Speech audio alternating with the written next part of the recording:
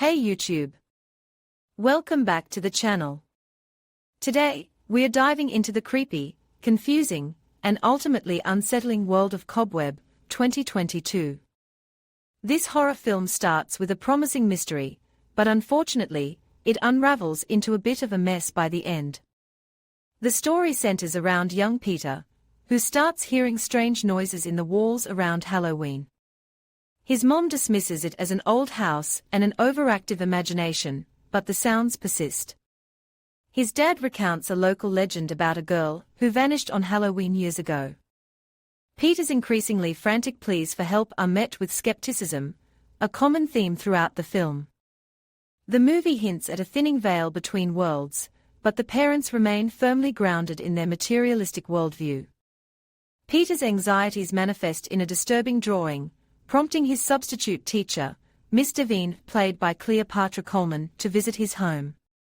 However, his mother's strange behavior prevents her from getting inside.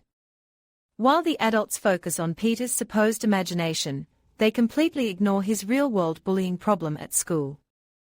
The entity in the wall, reminiscent of Let the Right One In, encourages Peter to be aggressive, leading to a confrontation that results in a broken leg for his bully, Brian, and Peter's expulsion.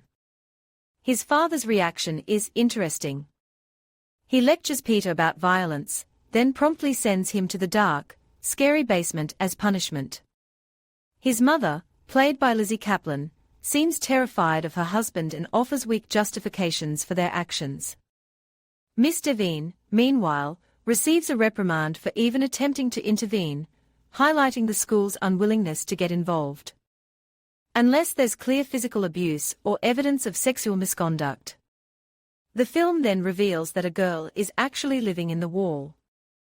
She claims to be Peter's sister, a victim of her parents' cruelty, and even shows him a skull buried in the garden. She wants Peter's help to free her, involving a mysterious clock. A terrifying nightmare follows this interaction, leaving us wondering if the girl is real or if Peter is simply succumbing to his fears. On Halloween night, seemingly influenced by the girl, Peter poisons his parents in an attempt to free his sister. His parents, realizing what's happening, beg him to stop, but it's too late.